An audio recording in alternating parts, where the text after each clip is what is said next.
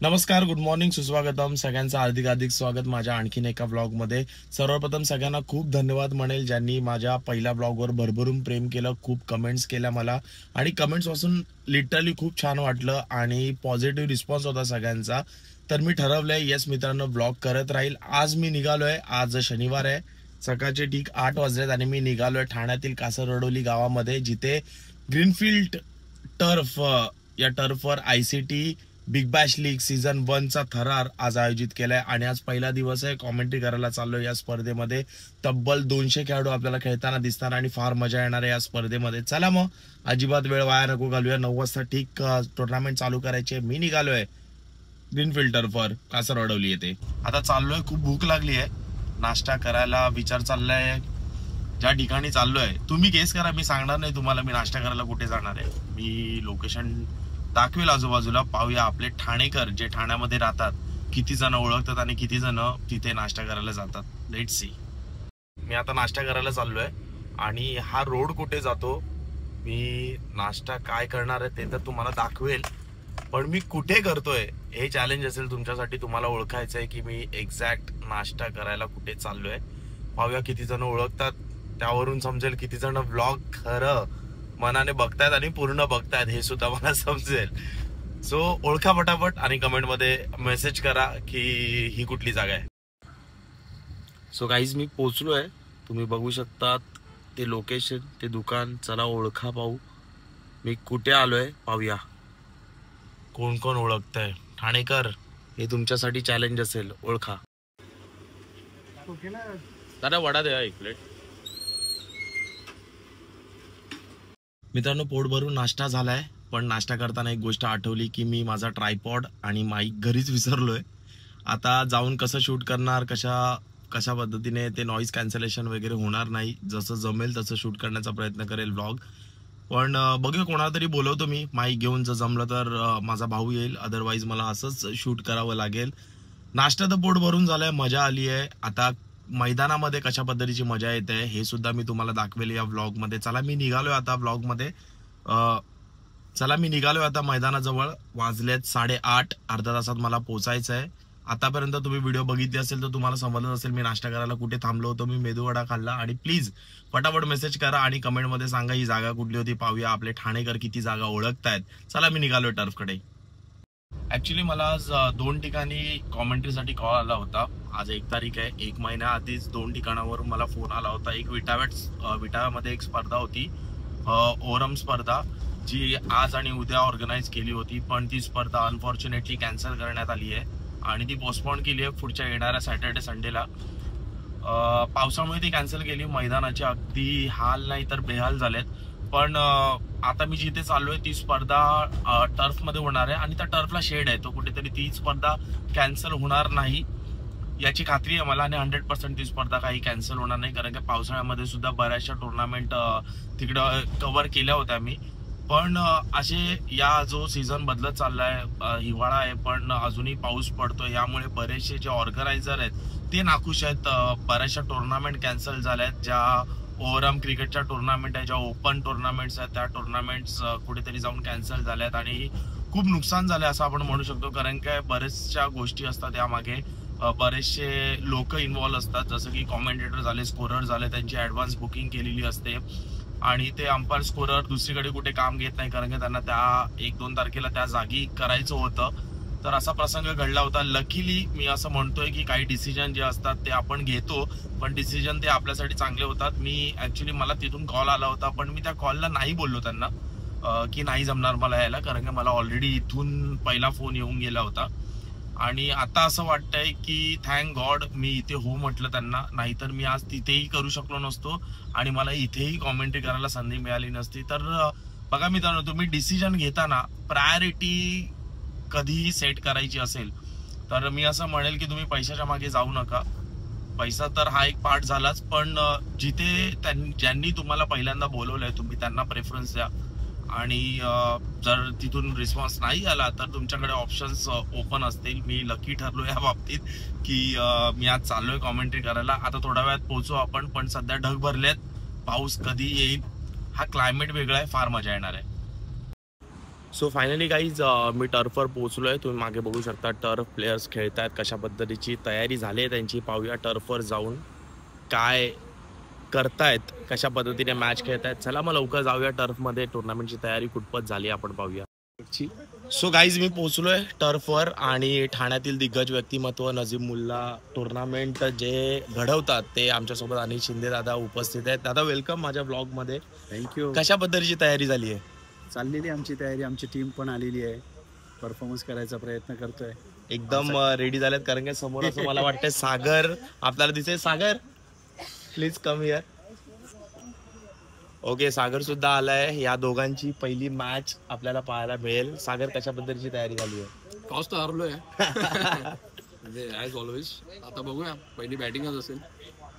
FC किती target करू शकतो. कारण काय मित्रांनो, हे दोघं पण अगदी मॅच सोडत नाही. ज्या पद्धतीने सागरला तुम्ही बघितलंय मागच्या टुर्नामेंटमध्ये खेळताना, एक इंटरव्ह्यूमध्ये सुद्धा होतं, सागर म्हटलेला की सागरचा गेम दाखवतो सगळ्यांना की कशा पद्धतीचं मॅच जिंकायची. हारलेला मॅच सुद्धा जिंकवल्यात आणि अनिल दादा एक वेगळी स्ट्रॅटेजी घेऊन उतरतील. लास्ट टाइम थोडंसं हार्डलक होतं, पण आता नवीन टीम, नवीन प्लेयर्स, नवीन चेहरे आपल्याला पाहायला मिळतील. नक्कीच. तर चला वळूया आपण मैदानाकडे. सो गाईज तुम्ही बघू शकता सध्या तरी प्रॅक्टिस सुरू आहे, अजून टुर्नामेंट सुरू नाही झाली आहे, तयारी चालू आहे. आपले अंपायर्स पण अजून आले नाही आहेत. कॅमेरा सेटअप होतोय, तुम्ही बघू शकतात. यूट्यूब लाईव्ह मॅच असेल तर तयारी सुरू होते. प्लेयर लोक प्रॅक्टिस करतायत. चला थोडीशी प्रॅक्टिस आपण पण करूया. जोपर्यंत टुर्नामेंट स्टार्ट होत नाहीये तोपर्यंत बॅट हातात घेण्याचा प्रयत्न असेल. Let's see. सो गाइज मेरे साथ अभी है इस टूर्नामेंट के ऑर्गेनाइज़र देवांग जी. देवांग जी, कैसा लग रहा है टूर्नामेंट? फर्स्ट टाइम इतने बड़े लेवल पे जहाँ पे पूरे मुंबई के, ऐसे नहीं बोल सकती कि सिर्फ थाने के प्लेयर है, यहाँ पर वर्ली के भी कुछ प्लेयर आएंगे, पनवेल से कुछ प्लेयर आएंगे, तो ऑल ओवर मुंबई के सब प्लेयर्स हमें दिखने मिलेंगे इस टूर्नामेंट में. और 200 प्लेयर्स, राइट, 200 प्लेयर का पहली बार बड़ा टूर्नामेंट होने वाला है जिसका ऑक्शन NM टर्फ पे हुआ था. तो कैसा लग रहा है देवांग जी? सब तैयारी हो चुकी है, सब सेट है? Yes, we are all set. Mostly 15 minute में मैच चालू कर देंगे और 24 मैचेस आज प्ले करने हैं. कल 18 मैचेस है, so it's a big task, but we are all prepared now. Yes guys, मैं बताना चाहूँगा रात को 2-3 बजे तक ये टूर्नामेंट चलने वाला है, तो हमसे जुड़े रहिए. ये ब्लॉग पूरा देखिए. ये टूर्नामेंट में धमाल होने वाला है. और जो एफर्ट्स देवांग जी ने लिया है वो एफर्ट्स आपको मैं कैमरे थ्रू बताऊँगा, वीडियो के थ्रू बताऊँगा. बताना चाहूँगा HS स्पोर्ट्स लाइव के ये यूट्यूब चैनल पे ये लाइव टेलीकास्ट होने वाला है ये पूरा टूर्नामेंट. तो ज़रूर जाइएगा वो चैनल पे, टूर्नामेंट देखिएगा और वो चैनल को भी हमारे जैसे चॅनल के साथ सपोर्ट कीजिएगा. थँक्यू. सो गाईज रात्रीचे 9:30 वाजलेत, अजूनही टुर्नामेंट चालू आहे आणि यानंतर अजून एक ग्रुप बाकी आहे. म्हणजे जवळजवळ 9 ते 10 मॅच बाकी आहेत. आणि माझ्यासोबत खारेगावचा एक अष्टपैलू खेळाडू म्हणजे सुशांत एकशिंगे माझ्यासोबत आता जोडला या ब्लॉगमध्ये. Sushant, welcome in my blog. Sushant, कसं वाटतंय? पहिली मॅच झाली तुमची, पहिली मॅच जिंकले ॲज अ प्लेयर, आणि तुम्ही ज्या टीम ज्या पद्धतीने बनवली आहे, काय म्हणायचं त्या टीमबद्दल? कसं वाटतंय? फर्स्ट ऑफ ऑल खूप चांगली टुर्नामेंट ऑर्गनाईज केलेली आहे.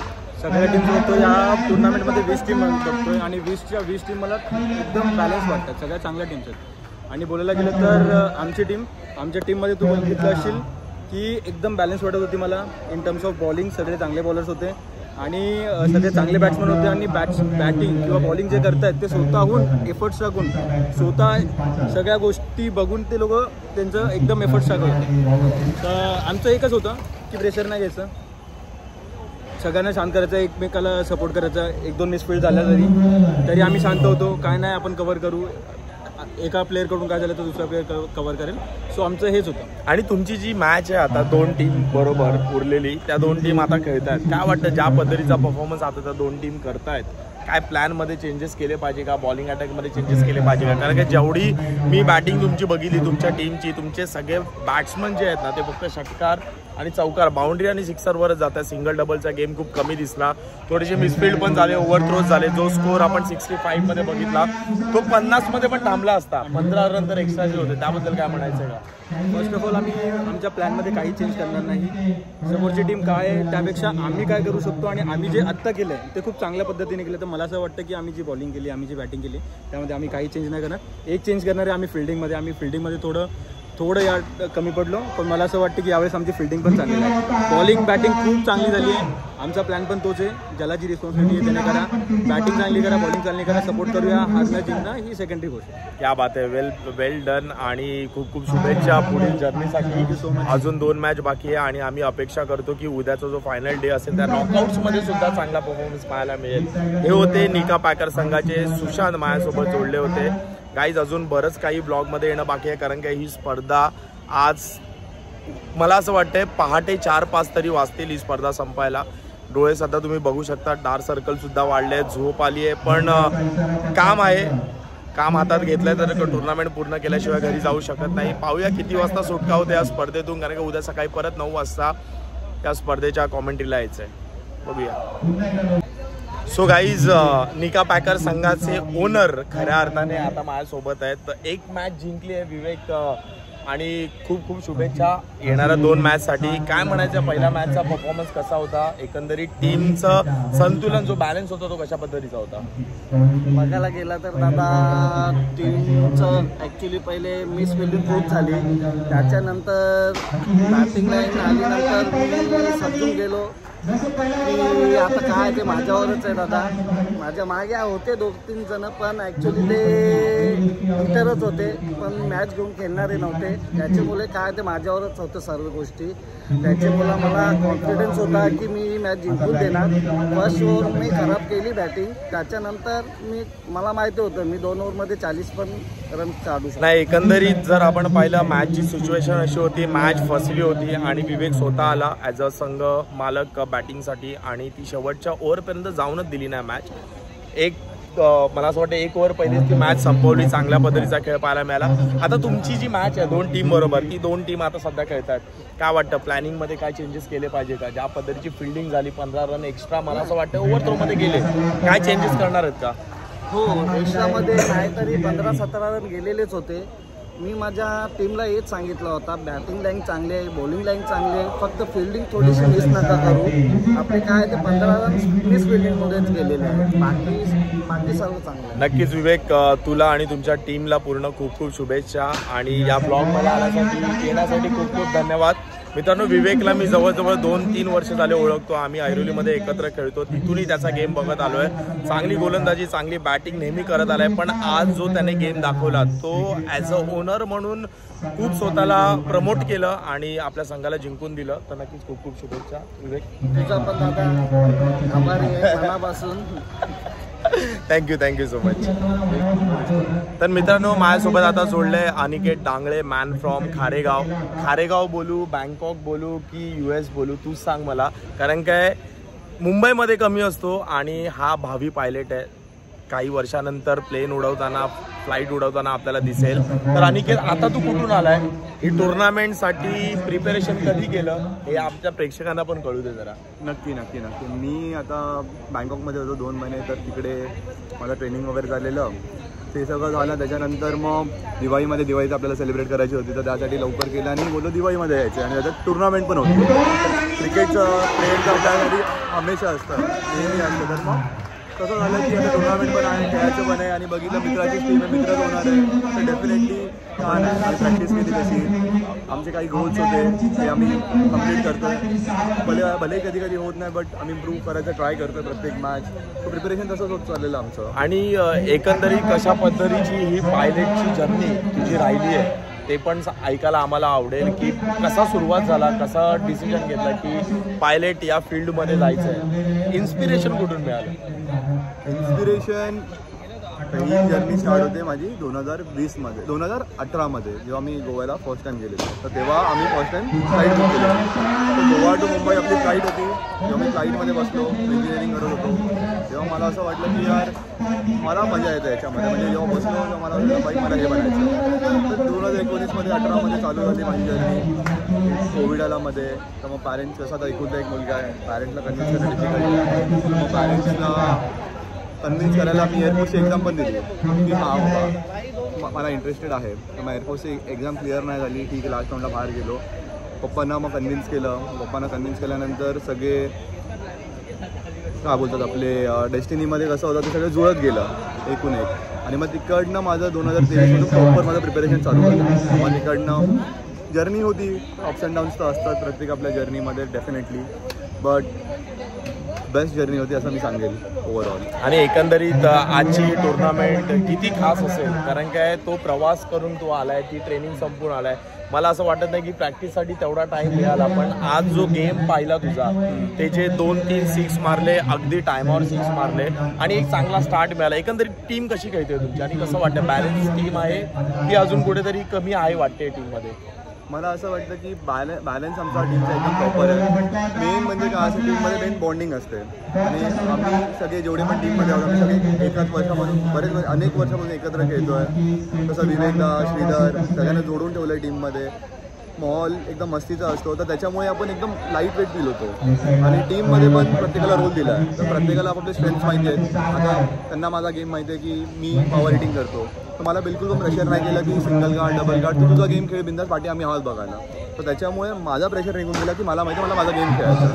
तर एकंदरीत टीम एकदम बॅलन्स्ड आहे आणि टीममध्ये ॲटमॉस्फिअर पण खूप जास्त चांगलं आहे आणि पण टीम आहे. नक्कीच खूप खूप शुभेच्छा. अजूनही 2 मॅच आहेत, या समोरची मॅच चालू आहे, त्यानंतर त्यांच्या एका टीम बरोबर तुमची मॅच असेल. त्या मॅचसाठी आणि या पूर्ण स्पर्धेसाठी तुझ्या खूप खूप शुभेच्छा आणि धन्यवाद. वेळात वेळ काढून आला, मला माहिती आहे मॅचमध्ये आहे, टीम मीटिंग चालू होती तुमची, मग वेळात वेळ काढून आला माझ्या या ब्लॉगमध्ये, त्यासाठी thank you so much. Any time thank you. So finally guys 17-18 तासानंतर टुर्नामेंट आजचा दिवस संपलाय. शनिवारचा दिवस. आज जवळजवळ 24 मॅच होत्या आणि तुम्ही माझी हालत बघू शकतात. डोळे पण आता बंद होत आलेत आणि आवाज पण पूर्ण वाट लागली आवाजाची.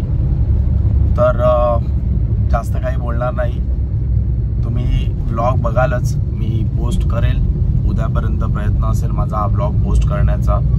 सांगा नक्कीच कसा वाटतोय ब्लॉग. ज्या ब्लॉगमध्ये मी काही प्लेयर्स आहेत त्यांच्यासोबत बोललो, ऑर्गनायझर्स या स्पर्धेचे त्यांच्यासोबत पण बोललो. त्यानंतर एक टीम होती ज्या टीमने सलग 3 मॅचमध्ये 3 मॅच जिंकल्यात, म्हणजेच निका पॅकर्स यांनी आज आउटस्टँडिंग परफॉर्मन्स केला.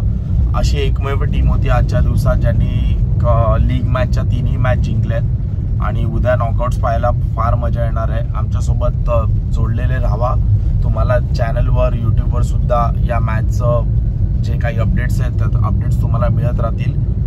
थँक्यू सो मच सगळ्यांना आतापर्यंत ब्लॉग बघतायत, म्हणजेच नक्कीच तुम्हाला ब्लॉग आवडला असेल. आणि नक्की आवडला असेल तर व्हिडिओला लाईक करा, शेअर करा आणि चॅनलला सबस्क्राईब करायला विसरू नका. Thank you so much everyone. Good night guys.